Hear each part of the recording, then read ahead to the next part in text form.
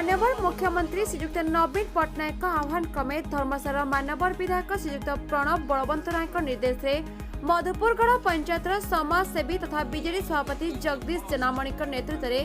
एवं बीजेडी युव एवं छात्रों द्वारा विभिन्न प्रकार समाजसेवा कार्यक्रम मधुपुरगढ़ अनुष्ठित हो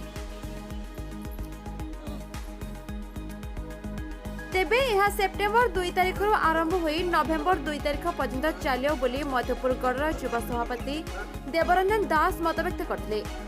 मधुपुरगढ़ बीजेडी सभापति जगदीश जेनामणी कहते आमे एभली समाजसेवा करने सह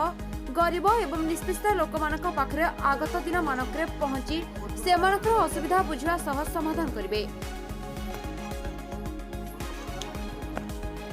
bureau report BBK Odisha news. आज जो पोखरी काम सफाई कार्यक्रम चलती से विषय कौन कह और अक्टोबर 2 रु नवेम्बर पर्यटन गांधी जयंती उपलक्षे जो पदयात्रा थी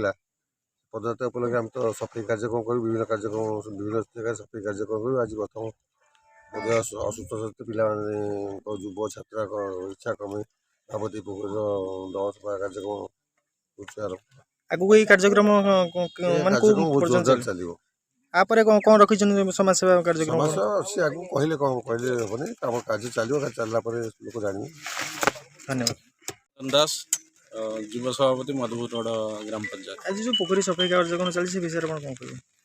आमर दलर सुप्रीम नवीन पट्टनायक निर्देश क्रमे अक्टोबर 2 रु नवेम्बर 2 पर्यंत जो पदयात्रा थिला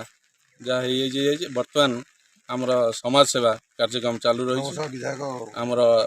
धर्मशाला विधायक निर्देश क्रमे आम पंचायत मधुपुरगढ़ ग्राम पंचायत आमर पोखरी सफाई कार्यक्रम हो कि स्कूल सफा